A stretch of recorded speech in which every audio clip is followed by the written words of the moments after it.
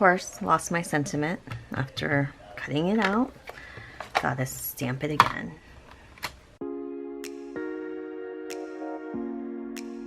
Hey everyone, it's Jeannie. Today I'm sharing 2 cards using the Ink on 3 Coffee Bean Flower Stencil along with the Coffee House Cuties and Hey Gorgeous stamp set. I'll also be pairing it with the Picket life-changing brushes along with the free stencil that comes with the set. So let's get right into the main aspects of this card. I wanted to play with white pigment ink and ink swiping, and I think it's a really fun technique. These cards were really easy to put together. The only thing that took a little bit of time was coloring, and usually coloring does. But for the background itself, it was super easy peasy. So for my first panel, I will be going ahead and just using washi to tape the stencil to my card panel.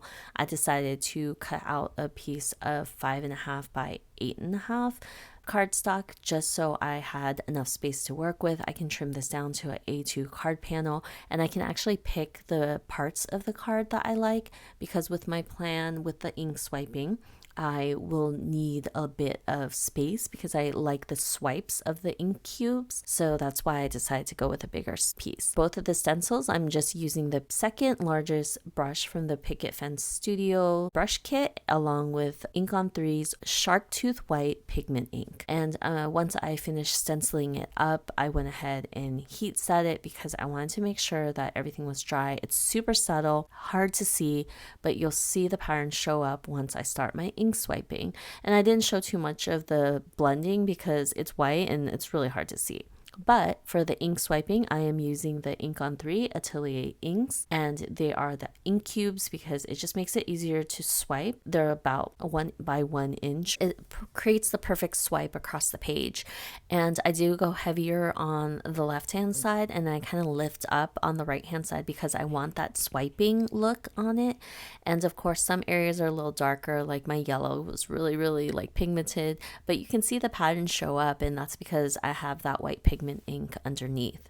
For the floral that I'm using from Picket Studios, it's a little bit harder to see. I realized that with the red and the orange color, it was a little bit more obvious with the pattern, but with yellow is just really hard to get dimension, be able to see colors.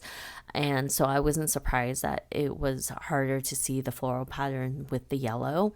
But most of that will be covered up by my image anyway.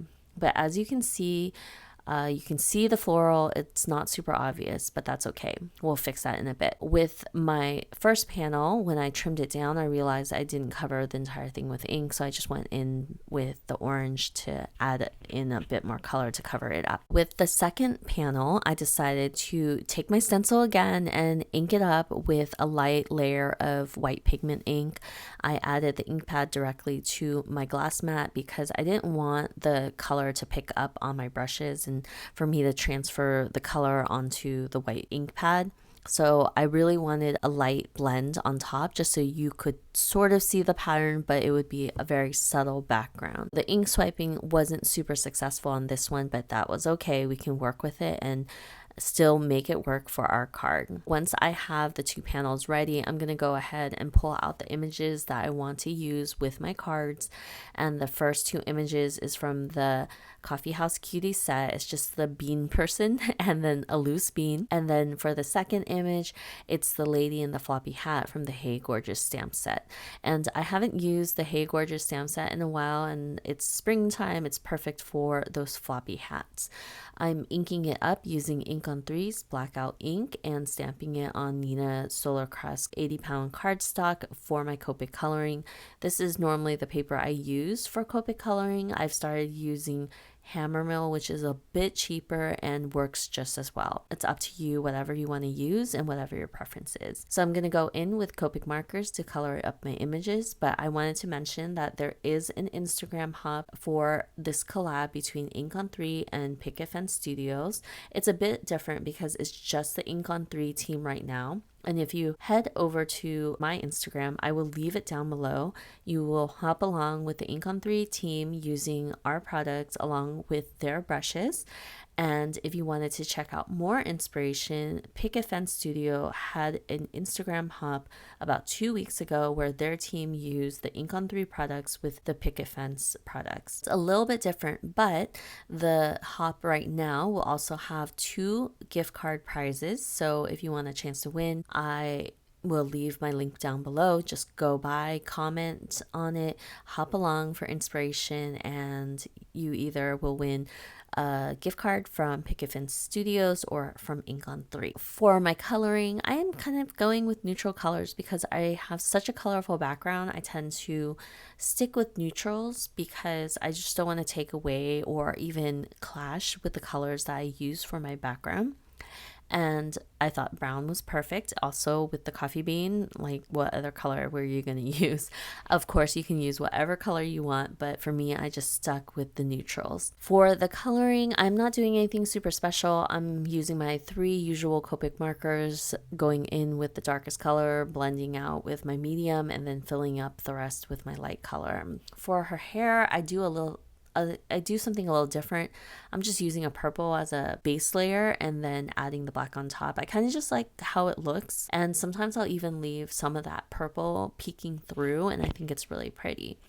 But yes, I am back to making videos. I'm really excited about it. I actually had an impromptu trip out of town this week, so that kind of threw me off, but I'm really excited to be making videos. I have some ideas. If you guys have more ideas, or like I said before, if you've seen some of my shorts or reels that you're more interested in longer videos for, I am happy to do it. I do plan to do one for the Penguin Palace 360 stencil because I got a few questions on that and I wanted to elaborate more on that and show it, because the reel, like, I film with my phone and it's really hard to get the whole thing in frame because it's so large.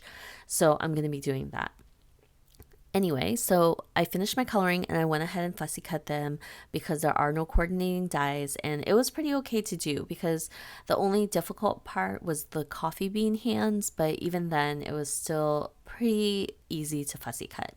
For my first card, and the sentiment I wanted to use, I decided to do on vellum because I really didn't want to cover up my cool background I created. So I am stamping with Juicy ink, heat embossing with Artic white embossing powder, and I will be trimming this down and putting it through my Xyron sticker maker.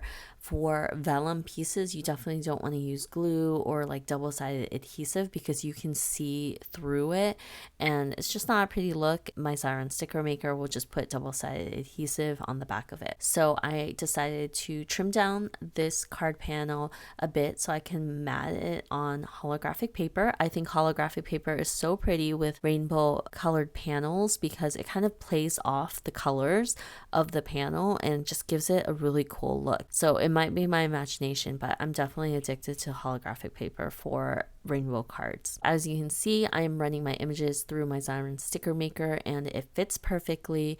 I'm using my Teflon bone folder just to make sure that the adhesive is on the back of my images so I can remove them and they become like stickers. I have this white one which I received at a planner event, and it's because I ran out of my refill. So I've been on a crafty no spend and I really need to spend some money on supplies because I am dwindling down to the bare minimum with certain supplies, and these are the things that I actually use on a very consistent basis.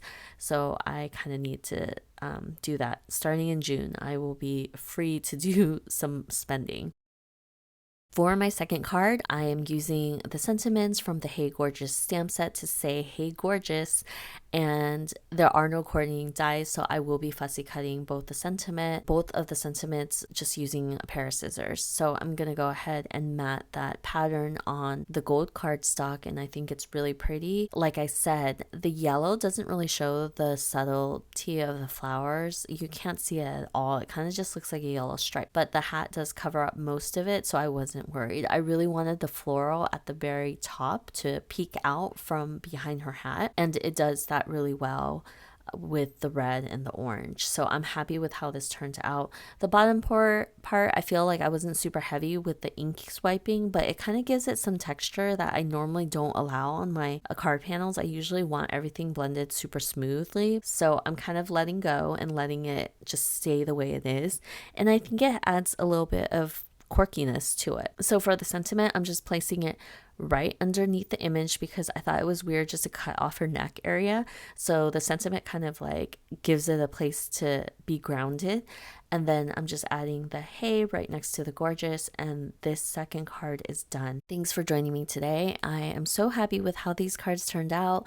I never tried this technique before, and I'm so happy that it worked out on both of the cards. It just adds a little bit of quirkiness to these cards, and I'm really happy with them. Be sure to stop by my Instagram for a chance to win the collaboration giveaway, and I will see you guys next time with another video. Bye!